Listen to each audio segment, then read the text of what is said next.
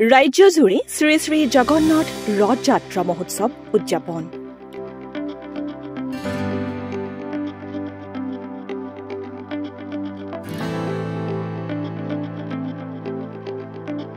বিভিন্ন জাতি জনগোষ্ঠীৰ লোকৰ সমাগম ৰথ যাত্ৰাৰ বাকৰিত।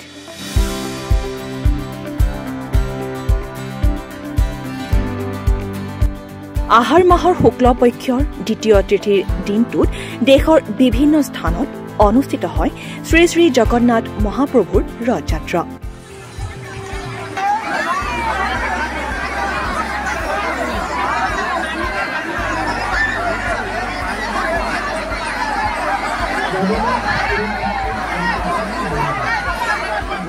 জাগিৰোডৰ আমকটা পাহাৰৰ শিখৰত তথা প্ৰায় 700 মিটাৰ উচ্চতাত অৱস্থিত জগন্নাথ ধামতো আজিৰে পৰা দুদিনীয়াকৈ অনুষ্ঠিত কৰা হৈছে ৰথযাত্ৰা। এই দিনটোত জগন্নাথ মহাপ্ৰভুক এভাগ সেৱা জনালে নিজৰ লগতে পৰিয়ালৰো মংগল হয় বুলি এক লোকবিশ্বাস আছে। ধামৰ পূজাৰীয়ে সংবাদ মাধ্যমৰ আগত ৰথযাত্ৰাত উপস্থিত হোৱা সহস্ৰাধিক ভক্তক ধন্যবাদ জনায়।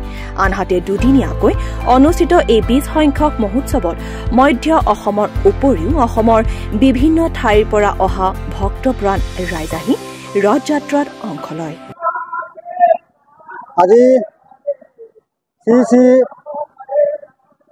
জগন্নাথ মহাপ্ৰভু আমকটা পাহাৰত অৱস্থিত ঐতিহাসিক মহেশধামৰ সমীপতে 2005 চনত স্থাপিত হোৱা জগন্নাথ মহাপ্ৰভুৰ ৰথযাত্ৰা ভাগ আজি উলহ মালহেৰে বিগত বৰ্ষসমূহৰ দৰে এই বৰ্ষৰো ৰথযাত্ৰা মুহূৰ্ত ভাগ আৰম্ভ কৰা হৈছে।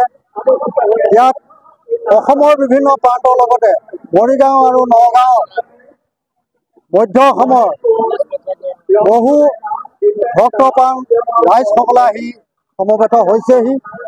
আশা কৰিছোঁ আমাৰ পূৰ্বৰ যি অভিলেখ আছিল সেই অভিলেখ ভংগ কৰি এইবাৰ নতুন অভিলেখ স্থাপন কৰিব আৰু বিগত বৰ্ষসমূহতকৈ ক্ৰমান্বয়ে আমাৰ এই জগন্নাথ মহাপ্ৰভুৰ ৰথযাত্ৰা ভাগত ভকত বৈষ্ণৱ আৰু আই মাতৃ সমস্তৰ অংশগ্ৰহণৰ পৰিমাণটো দিনক দিনে বৃদ্ধি পাই আহিছে।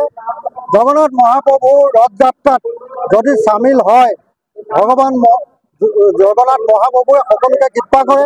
তেওঁ কৃপা দৃষ্টিত সকলোৱে জীৱনবিলাক ধন্য হয়, পৰিয়ালসমূহ সুখে শান্তিয়ে জীৱন নিৰ্বাহ কৰিব পাৰে আৰু সমগ্ৰ বিশ্ব শান্তি কামনা কৰি আমাৰ ইয়াত আমাৰ মৰিগাঁৱৰ শ্ৰী শ্ৰী বৰ্ণ সত্ৰৰ প্ৰয়াত সত্ৰাধিকাৰ ভৱানন্দ দেৱ গোস্বামী প্ৰভুজনাৰ প্ৰচেষ্টাত এই জগন্নাথ মন্দিৰ ভাগ ইয়াত স্থাপন কৰা হৈছিল।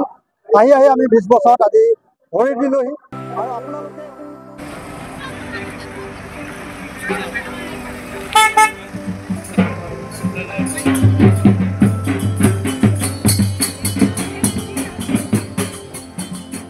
ইফালে ডিমাকুছিত অনুষ্ঠিত জগন্নাথ প্ৰভুৰ ৰথযাত্ৰাত BTR প্ৰধান প্ৰমোদ বড়োৱে অংশগ্ৰহণ কৰে।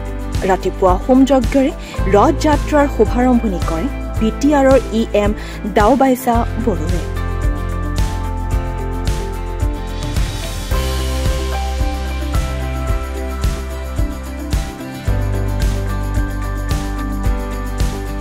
বিভিন্ন প্ৰান্তৰ পৰা বিভিন্ন জাতি জনগোষ্ঠীৰ লোকেৰে ভৰি পৰিছে বৰংগাজুলিৰ ৰথযাত্ৰাৰ বাকৰি। আনহাতে ৰথযাত্ৰাত ৰাজনীতিৰ কথা আলোচনা কৰিব নালাগে বুলি মন্তব্য কৰিও হাগ্ৰামা মহিলাৰে প্ৰত্যুত্তৰ দিলে BTR প্ৰধান প্ৰমোদ বড়োৱে। তৰফৰ পৰা ৰথযাত্ৰা কাৰ্যসূচী লোৱা হৈছে। আজি আমাৰ উৰিষ্যাৰ যিটো পুৰী জগন্নাথ আমাৰ পবিত্ৰ এটা মন্দিৰ আছে, এই ধাম তাৰে পৰাই আৰম্ভ কৰি সমগ্ৰ ভাৰতবৰ্ষত ৰথযাত্ৰা ওলোৱা হয় আজিৰ দিনত। আৰু অসমতো বিভিন্ন অঞ্চলত বড়োলেণ্ডতো বিভিন্ন অঞ্চলত ৰথযাত্ৰা আজি আমাৰ বিভিন্ন ঠাইত এইটো ৰথযাত্ৰাটো ওলোৱা হয়। মই যোৱা 2-3 বছৰত টংলাত বিভিন্ন অঞ্চলত কোকৰাঝাৰত অংশগ্ৰহণ কৰিছোঁ আৰু মই আশা ৰাখিছোঁ প্ৰভু জগন্নাথৰ যি ব্লেছিং যি আশীৰ্বাদ এইটো আমাৰ সকলোৰে ওচৰত থাকিব আৰু অনাগত দিনত আমি সকলো জাতি জনগোষ্ঠী শান্তি সম্প্ৰীতি নিৰাপত্তা সমন্বয়ৰ মাজেৰে আগবাঢ়ি যাব পাৰিম স্যাৰ যেহেতু মই ৰথ যাত্ৰাত আহিছিলোঁ ৰাজনীতিৰ কথা ক'বলৈ অসুবিধা হয় এতিয়া আপোনালোকে সুধিছে যেতিয়া ক'ব বিচাৰিছোঁ আমাৰ ৭০ বছৰত যিমানখিনি নিৰ্বাচন হৈছে এই নিৰ্বাচনত প্ৰধানমন্ত্ৰী হওক বা মুখ্যমন্ত্ৰী হওক বা কোনোবা দলৰ নেতাই হওক যেতিয়া নিৰ্বাচন আহে কিবা নহয় কিবা এজেণ্ডা লৈ ৰাইজৰ ওচৰত আহে কিন্তু এই এজেণ্ডাৰ নামটো বেলেগ বেলেগ হ'ব পাৰে তেখেতেও বেলেগ বেলেগ নাম লৈ নিৰ্বাচন প্ৰচাৰত আহিছে মুখ্যমন্ত্ৰী অসমৰ মুখ্যমন্ত্ৰী বড়োলেণ্ডত আহা এই কথাটো আমি চবেই আদৰণি জনাইছোঁ বিকাশ হৈছেনে নাই সেইটো হাগ্ৰামা মহিলাৰী একদিন মোৰ লগত বহক মই হিচাপ দিম ধুনীয়াকৈ টেবুলত বহক চাহ কফি ময়ে এৰেঞ্জ কৰিম তেখেতে আহক এটা টাইম দিয়ক কোকৰাঝাৰতো অফিচতো তেখেতে 4 বছৰ নাহিলে যদি ক'ত বহিব লাগে কওক যদি তেখেতৰ ঘৰত মাতে ঘৰতো যাম মই আৰু বিকাশ হৈছেনে নাই ইয়াৰ কাৰণে একদিন বহি যাওক কাগজ কলম লৈ পেলাই তেখেতে 17 বছৰৰ কৰা হিচাপ মোৰ ওচৰত লৈ আহক আৰু মই 4 বছৰত কাম কৰাৰ হিচাপ তেখেতৰ ওচৰত লৈ যাম ইউপিপিএল এইবাৰ 4 নম্বৰ থাকিব বুলি কৈছে হাগ্ৰামা মহিলাৰী চব হাগ্ৰামা মহিলাৰী 1 কি 3 কি 4 কি এইটো বুজি নাপায় ইলেকশ্যন জিকিবৰ কাৰণে 4 নম্বৰ লাগে একে নিজিকে news desk report the news আৰু ডি নৰ্থ ইষ্ট